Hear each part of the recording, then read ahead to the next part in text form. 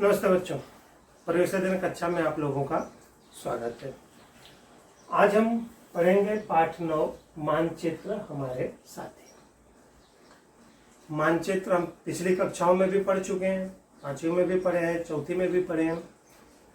मानचित्र का उपयोग किसी भी विशेष भूभाग की भौगोलिक स्थिति की जानकारी प्राप्त करने देने के लिए बनाया जाता है।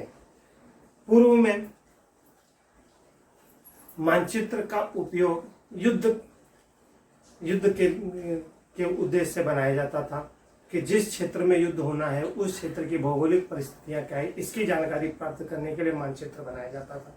वहाँ क्योंकि हमारी जमीन कहीं पहाड़, कहीं पठार, तो कहीं मैदान, कहीं नदियां, कहीं जंगल, विविध रूपों में है, एक समान रूप कहीं भी नहीं है। इसलिए किसी भी स्थान की भौगोलिक परिस्थिति को स्पष्ट करने के लिए मानचित्र का उपयोग किया जाता है। क्योंकि हमारा परिसर एक समान नहीं है, हमारे परिसर में कहीं ऊंचाई है, कहीं नीचा है, कहीं विशिष्ट जमीन को कोई विशिष्ट आकार प्राप्त है। इसमें पहाड़, घाटी, पठार, नदियां आदि अनेक प्रकार के भूरूप होते हैं। हमारा परिसर कैसा है यह समझने के लिए हमें वहां की भौगोलिक परिस्थितियों की जानकारी होनी आवश्यक होती है। पिछली कक्षा में हमने मानचित्र के बारे में जानकारी प्राप्त की थी। मानचित्र का उपयोग करीब 5000 वर्षों से किया जा रहा है। 5000 वर्ष पहले मानचित्र का उपयोग युद्ध के लिए किया जाता था। शत्रु सेना को अपनी से जीतने के लिए ये रणभूमि की भौगोलिक परिस्थिति, वहाँ के पहाड़, वहाँ के जंगल, मैदान किस प्रकार के हैं इसकी जानकारी प्राप्त करने के लिए मानचित्र बनाया जाता था और मानचित्र के आधार पर ही अपनी युद्ध की रणनीति तय की जाती थी। कालांतर में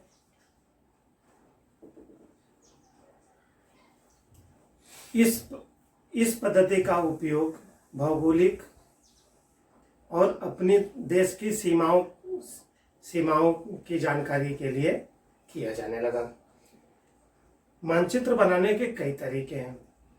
सर्वप्रथम हम ऊंचे और नीचे वाले हिस्से के मानचित्र की स्थिति देखेंगे।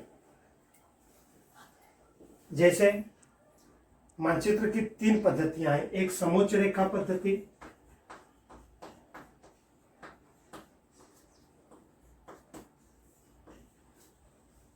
दूसरा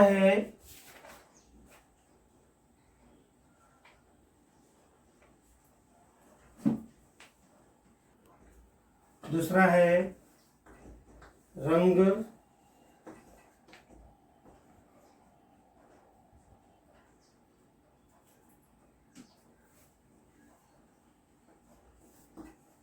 पद्धति और तीसरा है उभार या उठाव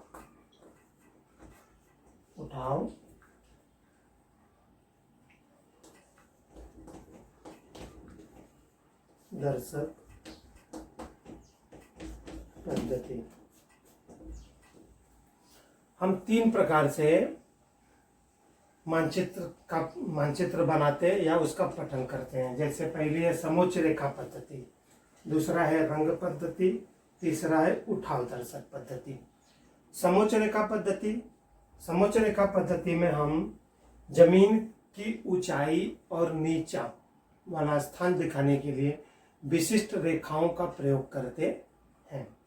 रंग पद्धति, इसी मानचित्र को हम रेखाओं को रंगों द्वारा भी पूरे क्षेत्र को दर्शाते हैं।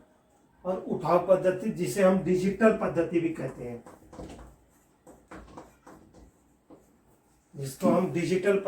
कहते हैं, वह उठाव दर्शक पद्धति होता है। इसमें करीब करीब उस क्षेत्र का एक चित्र ही बनाया जाता है लेकिन सबसे पहले हम समोच्च रेखा पद्धति के बारे में जानकारी प्राप्त करेंगे। समोच्च रेखा पद्धति, सबसे पहली चीज, मानचित्र बनाने के लिए दिशा का बहुत महत्व है। दिशा जो हम गिनते हैं, उत्तर, दक्षिण, पूर्व, पश्चिम। किसी भी मानचित्र को बनाते समय उत्तर दिशा का महत्व अधिक होता है, क्योंकि उत्तर दिशा से ही मानचित्र का रेखा निर्धारण किया जाता है। समोच्च रेखा पद्धति में हम विभिन्न रेखाओं द्वारा और उनकी ऊंचाई द्वारा हम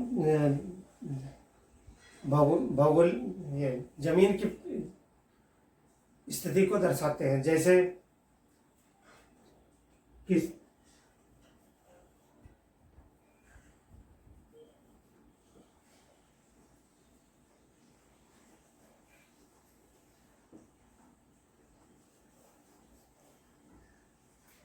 इसमें दिशा का महत्व यहाँ आता है, वो हमेशा उत्तर जो है ऊपर की तरफ होता है। इसका अर्थात होता है यह जो रेखा है, यह सबसे ऊंचे स्थान पर है। सर्वप्रथम हम समुद्र के सतह से, यह जो समुद्र समझ लो समुद्र की सतह है,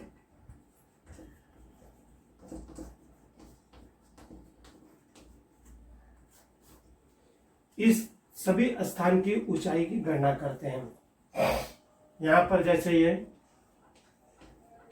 100 मीटर, यह 200 मीटर और यह 400 मीटर। इस आधार पे हम ये कह सकते हैं कि जो यह स्थान है, यह सबसे ऊंचे वाले स्थान पे, यह उससे नीचे और यह सबसे नीचे। समोच्च रेखा पद्धति में इस प्रकार की पद्धति द्वारा हम रेखा चित्रण करके मानचित्र बनाते हैं। दूसरा है रंग पद्धति। रंग पद्धति के आधार पे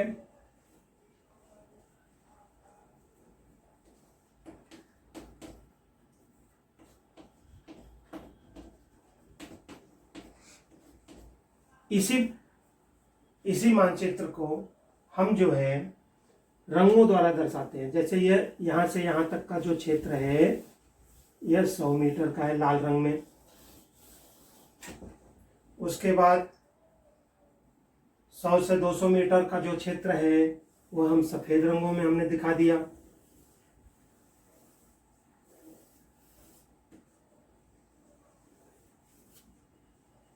इसके बाद 200 से 400 मीटर की ऊंचाई वाला जो क्षेत्र है वो हमने नीले रंगों में दर्शा दिया। तो यह जो पद्धति है, इसे हम रंग पद्धति कहते हैं। इस प्रकार दोनों पद्धतियों द्वारा हम उस स्थान की ऊंचाई, हमें उस स्थान की ऊंचाई का बोध होता है।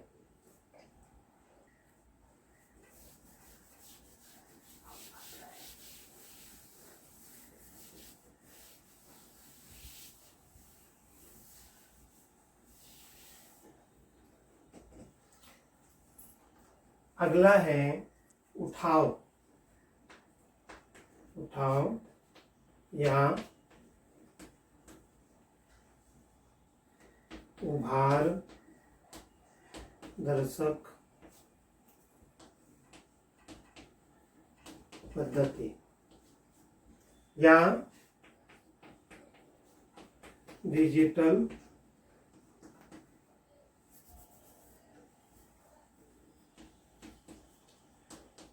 पद्धति। डिजिटल पद्धति, इसका अर्थ ये होता है जैसे